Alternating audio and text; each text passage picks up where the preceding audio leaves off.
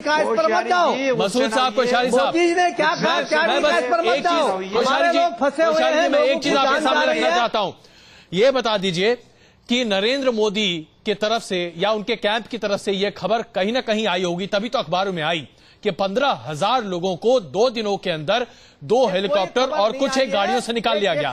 क्या यह संभव है? और अगर नहीं तो ये पीआर एक्सरसाइज करने की जरूरत क्यों थी? मोदी ने ऐसा कुछ नहीं कहा। मैं जानता हूं नरेंद्र मोदी जी ने केवल इतना कहा कि मैं अपना हेलीकॉप्टर लेके आ रहा हूं, मैं अपना हवाई जहाज लेकर के आ रहा हूं, मैं अपने गुजरात के यात्रियों को उससे निकालूंगा। ये बात केवल कांग्रेस वाले ये बहाने बना करके बात करते हैं। इनको पहले मोदी का ध्यान छोड़ करके जो लोग फंस रहे हैं उनको निकालने की बात करनी चाहिए। मोदी जी कहां से आ गए इनके बीच में? आई है। आप तो नाराज हो रहे हो। अखबारों में बहुत चीजें आती हैं, अखबारों में आ रहा है कि ये सरकार निकम्मी है, नालायक है। सबसे बड़ी प्रॉब्लम अरे भैया पिछले 10 दिन से सारे अखबार कह रहे हैं सरकार नालायक है। भैया इनके मंत्री कोश्यारी जी और मसूद साहब सवालों के जवाब। मसूद साहब सुनो, तुम्हारे नेता सैर सपाटे कर रहे हैं तो वहां लोग फंसे हुए हैं, अखबारों में छप रहा है। तुम उन नेताओं को रोकते क्यों नहीं हो जाने से? मैं तो पैदल गया, तुम्हारे नेता नहीं जा सकते थे पैदल। तुम चलो मेरे साथ मसूद साहब पैदल, तब मोदी की बात करो मेरे से। आपके अंदर सहनशीलता तो है नहीं, सुनने का आपके अंदर मादा नहीं है। मैं बोलता हूं तो जब आप बीच में बोलते हो, जब आप बोलते हो तो मैं खामोश होकर आपकी बात बार मोदी का नाम क्यों लेते हो? इतनी बड़ी समस्या आ रही है की बात कर रहे हो मसूद साहब, इतनी बड़ी समस्या आ रही है, आप मोदी का नाम। मैं आप दोनों को बीच में रोकना चाहता हूं, समस्या का हल हो। मैं आप दोनों को बीच में रोकना चाहता हूं। दरअसल ये मोदी और राहुल गांधी के नाम पर जिस तरीके से राजनीति हो रही है, ये पूरे देश में लोगों के आंखों में अखर रही है, क्योंकि हर कोई आज ये चाहता है कि क्या उत्तराखंड की त्रासदी 2 नेताओं के बीच में फुटबॉल बन गई है।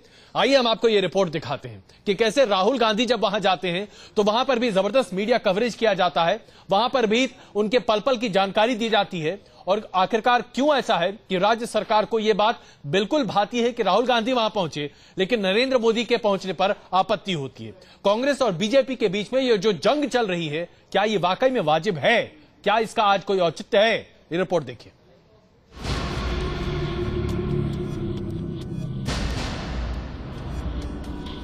गुजरात सरकार की तरफ से 2 करोड़ रुपए अभी तक मदद दी गई है। ठीक है, उसके लिए वहां जाने की जरूरत नहीं है। उत्तराखंड के बाढ़ पीड़ित इलाकों का दौरा करने के लिए जब नरेंद्र मोदी पहुंचे तो उन्हें केंद्र और राज्य सरकार ने अंदरूनी इलाकों में जाने से रोक दिया। मोदी को देहरादून से बैरंग वापस लौटा दिया गया। सरकार का कहना था कि मोदी के जाने से राहत कार्यों में बाधा आएगी। मनीष तिवारी ने तो मोदी की यात्रा को आपदा पर्यटन तक बता दिया था। एक व्यक्ति या कुछ शक्तियां डिजास्टर टूरिज्म पर जाएं और उसके बाद ये दावा करें कि हम ही रैम्बो है, हम ही ने 15,000 लोग इकट्ठे अकेले निकाल लिए। ऐसी सस्ती लोकप्रियता। और मैं इस बात का, इस शब्द का इस्तेमाल नहीं करना चाहता, पर ऐसे छुछोरेपन से बचना चाहता। सवाल पूछने की बारी अब बीजेपी की है। मोदी को रोकने वाली सरकार ने कांग्रेस उपाध्यक्ष राहुल गांधी के लिए सारे नियमों को बदल डाला। उत्तराखंड में मची तबाही के 7 दिन बीत जाने के बाद विदेश यात्रा से लौटे राहुल गांधी अब इस क्षेत्र के दौरे पर हैं। अब बीजेपी सवाल पूछ रही है कि राहुल गांधी उत्तराखंड कौन से टूरिज्म पर गए? जो अनेक दिन गायब रहने के बाद आ गए, तो आज अचानक सारी सरकार ने अपने नियम ताक पर रख दिए। दूसरे मुख्यमंत्रियों को जाने पर जो टिप्पणी कर रहे थे, अब उनको क्या कहना है, ये हम पूछना चाहेंगे। हमला राहुल पर हुआ तो कांग्रेस की तरफ से भी जवाब तुरंत आया, लेकिन राहुल के दौरे को सही ठहराने के लिए जो तर्क दिए जा रहे हैं उस पर यकीन करना थोड़ा मुश्किल है। और क्योंकि यहाँ से रिलीफ मटेरियल गई ही, तो उन्होंने ये मुनासिब समझे कि देखें कि कहाँ रिलीफ मटेरियल को डिप्लॉय करना है। अधिकांश रेस्क्यू ऑपरेशन हो चुके हैं और रेस्क्यू ऑपरेशन चल रहे हैं, तो उसमें उन्होंने हेलीकॉप्टर से नहीं गए हैं, बाय रोड गए हैं। इसमें फर्क है। राहुल गांधी अब तक रुद्रप्रयाग, गौचर और गुप्त काशी का दौरा कर चुके हैं। दूसरे प्रभावित इलाकों में भी वो जाएंगे। दिग्विजय सिंह राहुल के दौरे को सही ठहराने के लिए कितने भी तर्क दें, लेकिन सच यही है कि एसपीजी सुरक्षा से लैस राहुल गांधी के सुरक्षा तामझाम से राहत कार्यों में बाधा पहुंचने से इनकार नहीं किया जा सकता है। राहुल गांधी के सुरक्षा काफिले में एसपीजी के जवानों से लैस कम से कम 7 गाड़ियां होती हैं। साथ ही जहां वो जाते हैं वहां की लोकल पुलिस भी सुरक्षा व्यवस्था में शामिल होती है। राहुल की सुरक्षा से राहत कार्यों में पहुंचने वाली बाधा के बारे में जब गृह मंत्री से पूछा गया तो उन्होंने इस तरह की किसी भी संभावना से इनकार कर दिया। अभी तो तेरी परिस्थिति ठीक है, लेकिन पहले 3-4 दिन तो बहुत कठिन थी, तो पहले 3-4 दिन तो हमने किसी को नहीं मना किया। राहुल को लेकर बीजेपी उत्तराखंड त्रासदी के शुरुआती दिनों से ही आक्रामक रही है। पहले उसने राहुल गांधी की गैर मौजूदगी पर सवाल उठाए, वहीं अब राहुल के उत्तराखंड दौरे पर कांग्रेस को घेरने के मूड में। पूरे 1 हफ्ते से ज्यादा समय तक राहत की सामग्री केवल इसलिए रुकी रही कांग्रेस के मुख्यालय में कि युवराज जो है वो देश में नहीं थे, विदेश में थे, और जब विदेश से युवराज आ गए तो उसका एक इवेंट बनाया गया और इवेंट बना करके युवराज ने उसको झंडी दिखाई और झंडी दिखा करके राहत की सामग्री को रवाना किया। बीजेपी के आरोपों से बैकफुट पर आई कांग्रेस के लिए राहुल के दौरे का बचाव करना आसान नहीं है। मोदी के उत्तराखंड दौरे पर कांग्रेस ने जिन तर्कों के साथ सवाल उठाए थे, अब उन्हीं सवालों के घेरे में राहुल गांधी भी हैं। और इस बात से शायद ही किसी को इनकार हो कि राहुल और मोदी को लेकर केंद्र और उत्तराखंड की सरकार ने दोहरे मापदंडों का पालन किया है। एक और जहां कांग्रेसी नरेंद्र मोदी का विरोध कर रहे थे, वहीं कांग्रेसी अब राहुल गांधी के उत्तराखंड दौरे पर पीड़ितों के लिए मरहम की बात कर रहे हैं। वीडियो जर्नलिस्ट विजय कुमार के साथ मोहित राज दुबे, न्यूज नेशन, ऋषिकेश। तो राजनीति जबरदस्त तरीके से हो रही है और इससे पहले कि हम मसूद साहब से इसके बारे में जरा एक आध सवाल लें, आइए आपको दिखाते हैं केदारनाथ की कुछ ताजा तस्वीरें अभी हमारे पास आई हैं। ये तबाही की वो तस्वीरें हैं जो केदारनाथ की हैं, ताजा तस्वीरें हैं जो फिलहाल आज ही हमारे कैमरा और हमारे रिपोर्टर ने ली हैं और ये हम आपको सीधी तस्वीरें वहां की आज की तस्वीरें दिखा रहे हैं। ये आज की तस्वीरें हैं, तबाही के 10 दिन बाद की तस्वीरें हैं। केदारनाथ में किस तरीके से सब कुछ ठप पड़ा हुआ है, वहां पर कोई भी नहीं दिखाई दे रहा है। इन तस्वीरों को आप देखिए और देखिए कैसे सन्नाटा पसरा हुआ है पूरे केदारनाथ में। हमारे संवाददाता केदारनाथ पहुंच चुके हैं और वहीं से ये तस्वीरें उन्होंने हमें भेजी हैं जो हम अभी आपके सामने पेश कर रहे हैं। 10 दिन बाद केदारनाथ बिल्कुल सुनसान, पूरी तरीके से तबाही से त्रस्त, और ये है वो तस्वीरें जो बयां कर रही हैं कि केदारनाथ किस तरीके से आज सन्नाटे से पसरा हुआ है। सब कुछ तबाह होता हुआ दिखाई दे रहा है।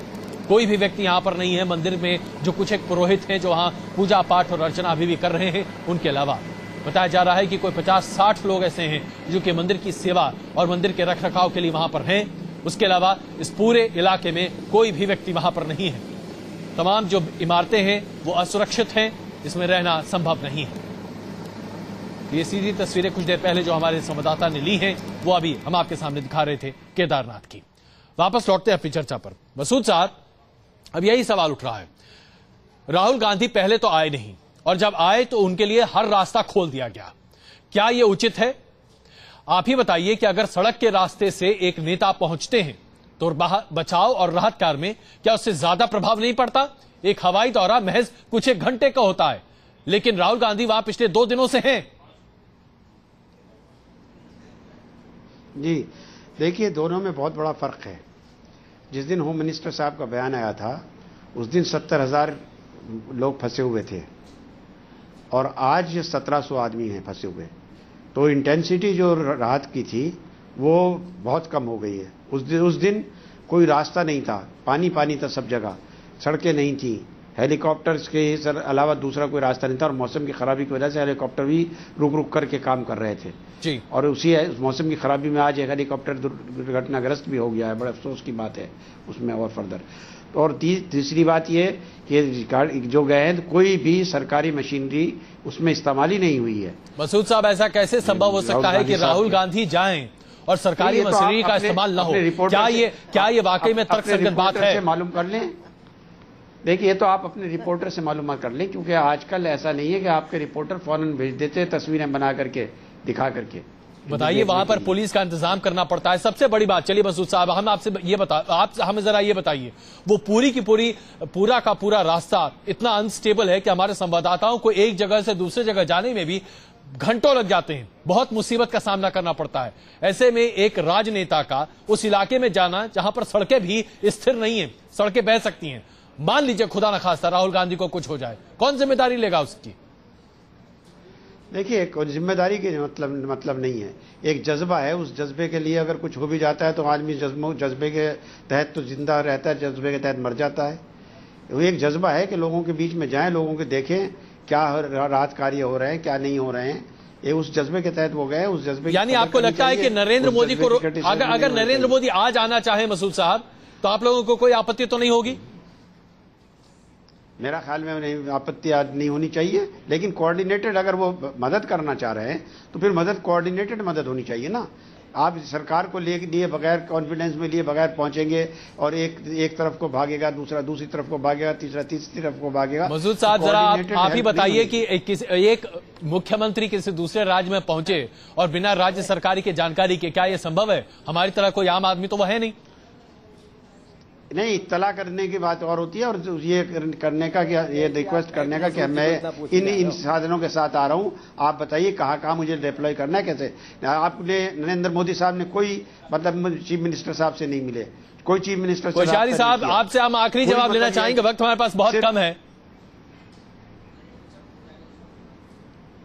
जी देखिए अजय जी, मुझे लगता है कि मैं राहुल गांधी का नाम इसलिए नहीं लूंगा, अब इन लोगों को लगा कि जब ये हवाई दौरा कर रहे हैं और एक भूतपूर्व मुख्यमंत्री पैदल और गौरीकुंड तक, गौरी गांव तक जाकर के वहां के लोगों की सुध ले रहा है, तो इन्होंने सोचा कि कहीं पैदल जाकर के कोश्यारी जी ने लीड ले ली है, हम अपने राजकुमार को जो है सड़क के मार्ग से ले जाने की कोशिश करें।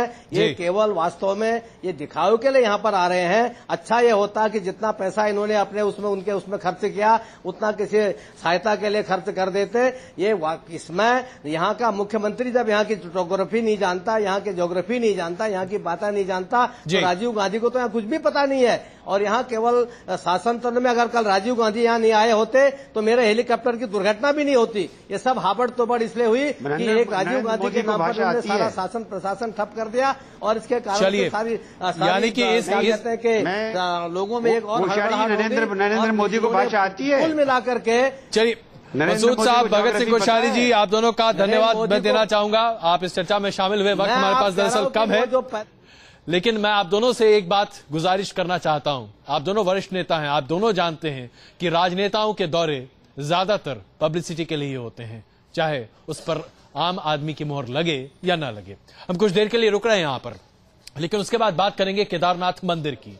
ताजा तस्वीरें हम आपको दिखा रहे हैं, लेकिन केदारनाथ मंदिर को एक बार फिर से सिरे से खड़ा कर पाना कितना मुश्किल होगा, ये दिखाएंगे बस कुछ ही देर में।